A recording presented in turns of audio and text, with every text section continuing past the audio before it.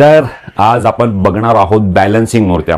ह्या ज्या आता तुम्हाला ब्लॉगमध्ये पुढे ज्या दिसणार आहेत ना, ह्या बॅलन्सिंग मूर्त्या आहेत. मी गेलेलो घाटकोपरला, एक आपला भाऊ आहे, तर त्याने आपल्याला इन्व्हाइट केलेलं त्याच्या वर्कशॉपमध्ये. तर घाटकोपरला गेलो, पण त्याच्याकडे मूर्त्या अजून आल्या नव्हत्या, तर त्यामुळे तिकडचं शूट काही झालं नाही. मग त्यांनी मला सांगितलं कुर्ल्याला कदम बंधू म्हणून आहेत, तर त्यांच्याकडे ना बॅलन्सिंग मूर्त्या आहेत, तर आता तू शूट करशील का? तर मी बोललो ठीक आहे, तू पण चल माझ्यासोबत, आपण जाऊ आणि बघूया. तर आम्ही कुर्ल्याला पोहोचलो. कुर्ल्याला पोहोचल्यावर काय, जसं वर्कशॉपच्या दरवाजात उभा राहिलो, सर्व बॅलन्सिंग केलेल्या मूर्त्या 2-2, 3-3, 4-4 फुटाच्या, आणि इतक्या सुंदर मूर्त्या ना त्या देखील. आहा, बघत राहतील तुम्ही. पण प्रॉब्लेम असा झालाय ना की मूर्त्या पूर्ण नव्हत्या, त्यांना फक्त व्हाईट कलर वगैरे फक्त मारून ठेवलेला, आणि बाकीच्या खाली मूर्त्या अजून रेडी नव्हत्या. तर मग मी तिकडे गेलो आणि वरवरचं गणपती बाप्पा तुम्हाला ह्या पुढे ब्लॉगमध्ये दाखवले. तेवढं जरी तुम्ही फुटेज बघतील ना, तरी तुम्हाला कळेल पुढे पूर्ण मूर्ती झाल्यावर की गणपती बाप्पा कसा तयार होणार आहे, हा बॅलन्सिंग वाला गणपती बाप्पा आहे ना, तो कसा तयार होणार आहे ह्याची तुम्हाला आयडिया येईल.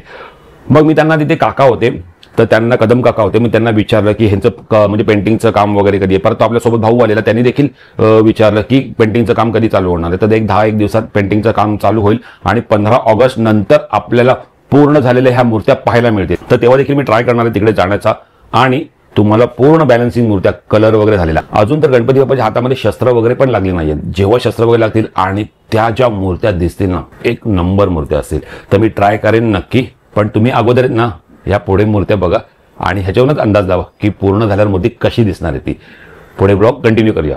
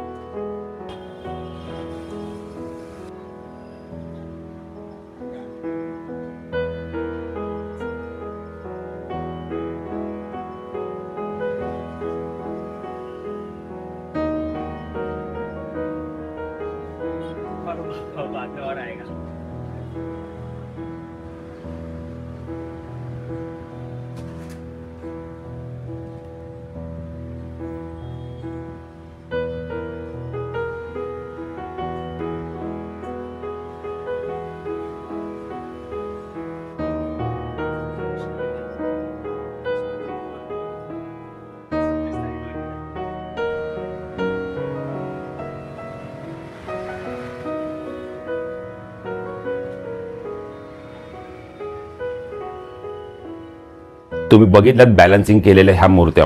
अजून तर मूर्त्या पूर्ण झाल्या नाही आहेत, पण मूर्त्या जेव्हा पूर्ण होती ना तेव्हा मी पुन्हा एकदा व्हिजिट मारेन आणि जमलं तर बघूया. कलरचं पण काम आपल्याला कलरमध्ये मोस्टली शूट करायला मला जमत नाही, कारण की तिथे कलरचा खूप वास येतो आणि कलर असा ना स्प्रेड होत असतो, तर त्यामुळे शूट तर बरोबर येणार नाही, पण ट्राय करेन मी. तर हे होतं कदम बंधू आर्ट्स कुर्ल्याचा वर्कशॉप होता. मस्त आहेत की नाही मूर्त्या. अजून तर मूर्त्या पूर्ण देखील झाल्या नाही. जेव्हा मूर्त्या पूर्ण होतील ना तेव्हा तुम्हाला कळेल की अरे बापरे, पहिला बघितलं आणि आता बघितलं किती फरक आहे. तर मित्रांनो, हा होता गणपती वर्कशॉपचा. जसं मला जमलं तसं मी शूट करून तुम्हाला दाखवलं. हा ब्लॉग तुम्हाला कसा वाटला मला कमेंट करून नक्की सांगा. चॅनलमध्ये नवीन असेल रवीच्या भटकंती या चॅनलमध्ये नवीन असेल चॅनलला सबस्क्राईब करायला मात्र विसरू नका.